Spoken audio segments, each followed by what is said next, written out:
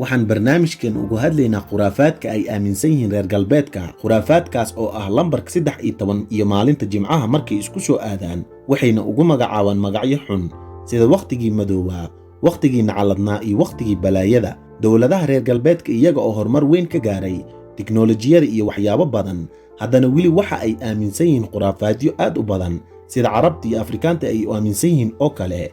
qowmiyad walba waxa ay leeyihiin wax ay aaminsan yihiin oo qaas ah. muuqaalkeena waxa aad kaga bogan doontaa mid ka mid ah khuraafaadka ay aaminsan yihiin reer galbeedka, kaas oo gaarsiiyey dadka in ay ka qaadaan xanuun iyo cabsi. ku xirnaaw janaalkeena Ashraf CJ kuna soo biir adiga oo subscribe saaraya si aad wax badan ugu faa'iidid. mahadsanid. lambarka 13 iyo maalinta Jimcaha waxa ay ku tilmaamaan reer galbeedka taariikhdan in ay tahay maalin madow ay ka buuxdo balaayo. xataa aragtida uu qofka arka lambarka 13 ayuu ka qaadaa argagax iyo cabsi. mana rabaan in ay ku arkaan lambarkan noloshooda, mana rabaan in uu noqdo lambarkan lambarka gurigooda. sidoo kale ma rabaan wadada xaafadda ay degayaan in uu noqdo lambarka 13aad. boqolkiiba 90 hoteelada ka dhex jira dalalkaas waa qaar aan ka jirin lambarka 13aad, waxa ay si toos ugu boodaan lambarka 14aad. sidoo kale qaar ka mid ah isbitaalada dalalkaas reer galbeedka lagama adeegsado lambarka 13aad sariirahooda iyo qolalkooda. xataa shirkadaha diyaaradaha way saamaysay khuraafaadkan, sidaas darteed malaayiin oo dad ah oo caalamka ku kala nool oo aaminsan khuraafaadkan ayaa safrin maalintan. qisooyinka la yaabka leh oo laga soo wariyey lambarkan waxaa ka mid ah in roomaankii hore sixiroolayaashooda marka ay kulmayaan qaab koox ah, koox walba waxa ay ka koobnayd 13. 12 ka mid ah waxa ay ahaan jireen bini'aadam. shakhsiga 13aad waxa uu ahaan jiray shaydaan. dad badan oo dadkii hore ka mid ah ayaa aaminsan in lambarka 13 uu leeyahay awood qaas ah oo ka baxsan awoodaha kale ee caadiga ah. awooddaas oo ah qaybka iyo waxyaabaha dhici doona. waxaana lagu qoray qaar ka mid ah kutubtii hore in qofkii fahma sirta ku jirta lambarka 13 inuu heli doono furayaasha dhulka. waqti aan dheereen dadka Iskandinaafiyaanka ah marka ay daldalayaan dadka ay xukumeen waxa ay duubka xiriga ah ka dhigi jireen 13. sidoo kale dadka qaar waxa ay aaminsan yihiin in hooyadeena Xaawa iyo aabaheena Aadam inay cuneen geedka laga mamnuucin maalin Jimco ah, taariikhdana ay ahayd 13. sidoo kale in uu Qaabiil dilay walaalkiisa Haabiil, taariikhdan oo kale. waxaan oo dhan waa khuraafaad ay aaminsan yihiin. mid ka mid ah ururada sameeya baaritaanka oo lagu magacaabo Smithsonian ayaa waxa ay samaysay baaritaano ay ku ogaanayso saameynta lambarkan, saameynta ay ku yeeshteen shirkadaha waaweyn ee Mareykanka. waxaa ka soo baxday baaritaankan shirkadihii lagu sameeyey in maalinta 13 ay khasaaraan ku dhawaad $1 bilyan ah. sababtu waxay tahay taariikhda 13 dadkaas uma baxaan in ay wax soo gataan, inay safraan iyo in ay guriga ka baxaan midna. waxay ku khasbanaadaan ganacsatada in ay xiraan goobahooda ganacsiga ah maalintaas. sababtan waa cabsi laga qabo lambarkan. dabcan ma ahan dadka oo dhan, laakiin waa inta ugu badan. wuxuu kaloo saameeyey khuraafaadkan shirkadda Microsoft. shirkaddan Microsoft 2007 waxay soo saartay Office 12 waxayna si toos ugu booday Office 14. dabcan arrintan ma ahan mid kadis ah oo ganacsiga waa laga tashtaa. lambarkan 13 waxa uu noqday phobia iyo maalinta Jimcaha. foobiyadaasna waxay ku magacaabeen foobiyada 13 ama magac cilmiyeedka oo ah triskaidekaphobia. waxa ay dadka qaar marka ay maqlaan lambarkan ka qaadaan argagax iyo cabsi. waxay dareemaan walwal isla sida ay dareemaan dadka ka cabsada bahallada iyo cayayaanada iyo dadka ka cabsada meelaha dhaadheer sida dabaqyada.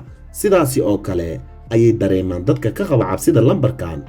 haddaba muhiimadda aan ka hadalno maxay tahay sababta ay ugu cabsadaan lambarkan iyo taariikhdan dadka reer galbeedka? waxaan idin sheegayaa qaar ka mid ah dhibaatooyinka dhacay taariikhdan. maalin Jimco ah, taariikhda ay ku beegneed 13 bishii Sebtembar 1996 waxaa la dilay raabarkii ugu caansanaa Tupac Shakur asaga oo ku sugnaa magaalada Las Vegas. dhacdadan dilka Tupac Shakur waa mid aad u adag, mana la yaqaano cidda dishay ilaa maantadan aan joogno.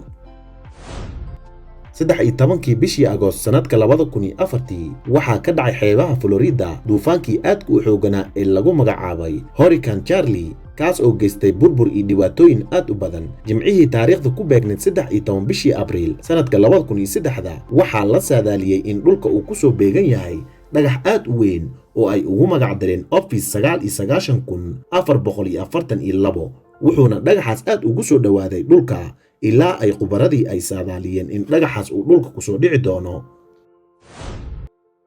maalin jimco ah taariikhda ay ku beegneed 13 Oktoobar sanadka markuu ahaa 1974 waxaa burburtay diyaaraddii Andes 571.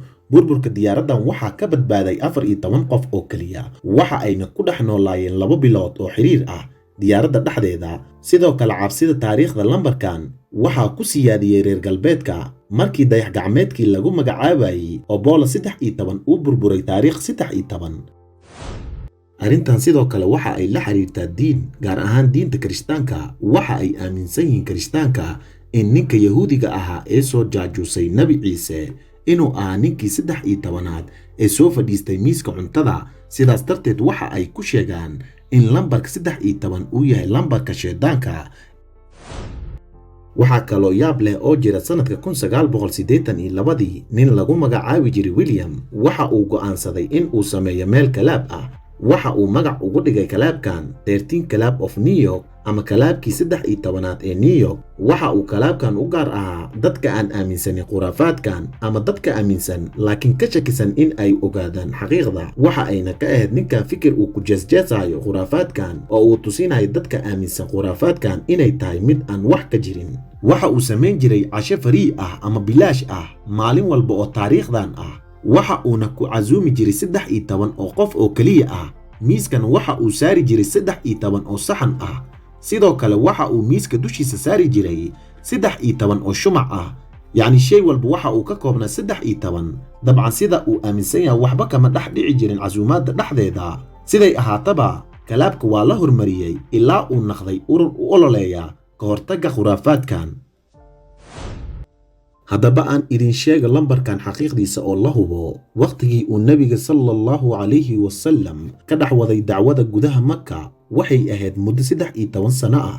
hijradii nabigeena Muhammad sallallahu calayhi wasallam oo ka yimid magaalada Makka uu imaaday magaalada Madiina waxay ahayd sanadkii 13aad ee soo saaristii nabigeena Muhammad sallallahu calayhi wasallam. sidoo kale markii uu nabiga sallallahu calayhi wasallam ka imaanayay Makka uu imaanayay Madiina waxa ku soo degatay aayadan yaabka ku jira waxa ay tahay waxay soo degatay sanadkii 13aad ee bicithada rasuulkeena sallallahu calayhi wasallam, waana aayada 13aad ee suuratul Muhammad. sidoo kale maalinta jimcaha ay baasaysanayaan anaga waxa ay noo tahay maalin fadli badan oo farxad badan markii loo fiiriyo isbuuca oo dhan. sidoo kale waxaa loo yaqaanaa maalinta ciidda ee isbuuca.